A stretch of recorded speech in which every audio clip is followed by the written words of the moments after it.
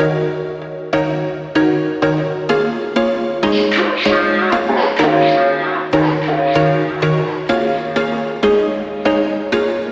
was once a day that I would pray for you. I'd go and misbehave just so you'd notice too. Sneaking looks up and down from across the room.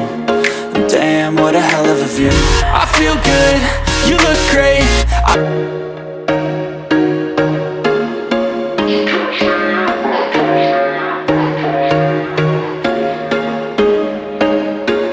There was once a day that I would pray for you. ऊंची घास के बीच भी किसी पूरे बड़े नर के लिए चुपके से किसी शिकार के पास पहुंचना मुश्किल होगा। वहीं एक शेरनी चुपके से एक बेखबर ज़ीब्रा के कुछ मीटर के फासले तक पहुंच गई।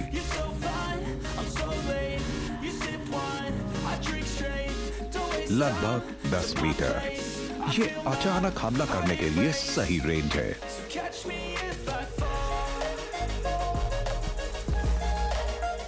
और ज़ीब्रा को बिल्कुल पता नहीं है।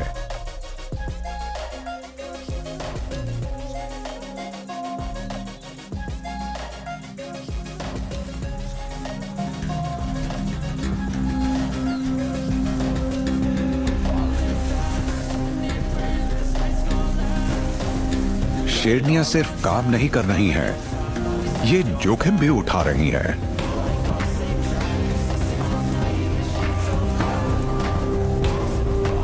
ज़ीब्रा की लात के सटीक वार से हड्डियां टूट सकती हैं।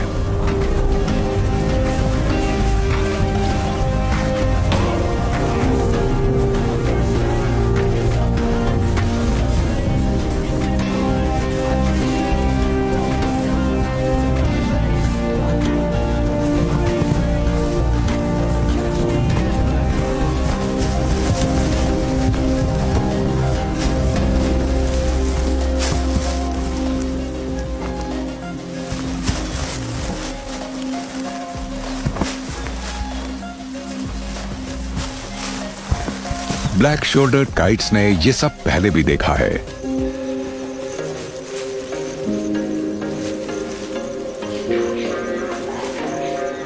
लेकिन फिलहाल तो इनके दिमाग में अभी कुछ और ही चल रहा है।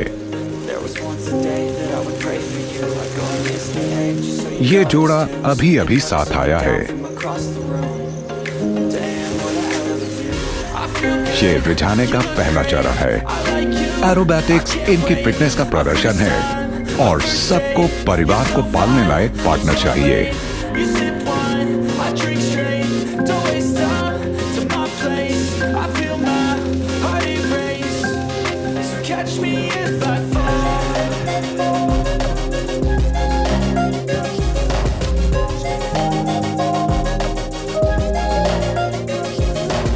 जून में घास के मैदानों में आग की लपटें फैल गईं।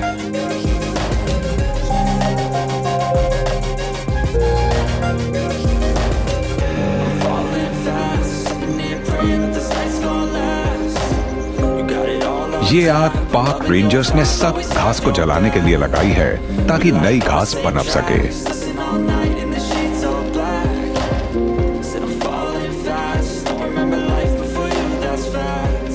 साल के इस समय तक इस हरियाली में नमी है और इससे काफी धुएं और भाप के गुबार निकल रहे हैं।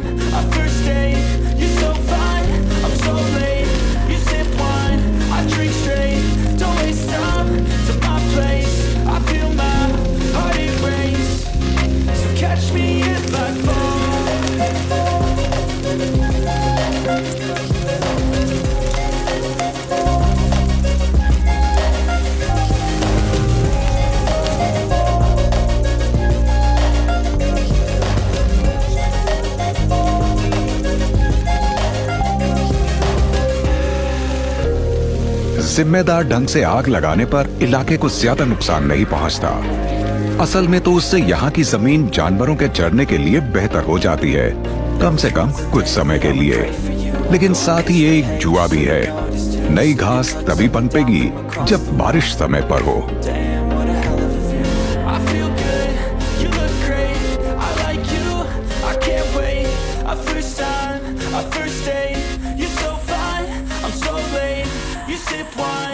बारिश में देर होने पर शाकाहारी जानवरों की जिंदगी मुश्किल हो जाती है। ऐसे में आग की वजह से दूर दूर तक का इलाका राख से ढका होता है और किसी के लिए कोई खाना नहीं होता। भैंसों के आगे बढ़ने पर शेरों को भी अपने शिकार के साथ चलना पड़ता है। ऐसी हालत में बहुत अच्छे विकल्प नहीं होते। ये अपनी जगह पर रहकर भूख का सामना करें या फिर दूसरे शेरों के इलाके में घुसपैठ कर जोखिम उठाएं। सर्वल को भी यहाँ दिक्कत हो रही है। इन हालात में तो चूहों का शिकार भी मुश्किल है।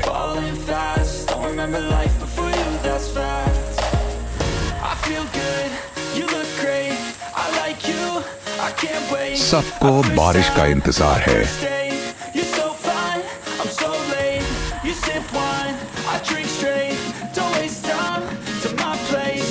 बारिश आते ही झुलसी हुई काली झाड़ियों के बीच पहली कोबलें फूट पड़ती हैं। इस पूरे इलाके में अलग अलग रंग दिखने लगते हैं। जली हुई जगहों पर नई हरियाली है, जबकि उनके पास पीले पड़े हिस्से भी हैं, जहां पानी की वजह से आग फैल नहीं पाई थी।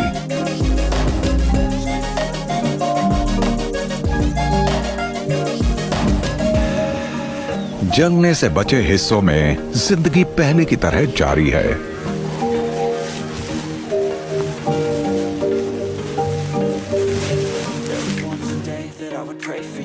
पांच भाइयों ने जिस इलाके पर कब्जा किया था, उस पर कई हफ्तों से हरियाली का नामो निशान नहीं है, लेकिन इन्हें इससे कुछ फर्क नहीं पड़ता। ये तो फिलहाल इलाके के साथ मिली 3 शेरनियों से दोस्ती करने में व्यस्त हैं और नए रिश्तों में वक्त लगता है।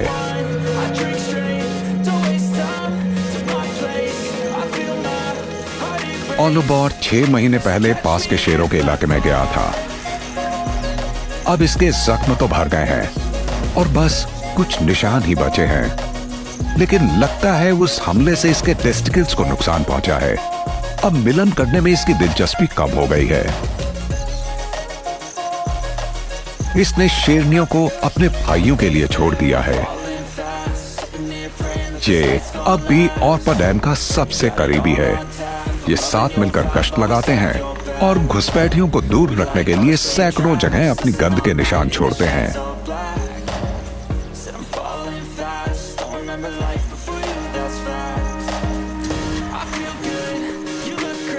इनके इलाके में इनके वो सौतेले भाई बहन भी मौजूद हैं जिन्हें इनकी मां यहां छोड़ गई थी।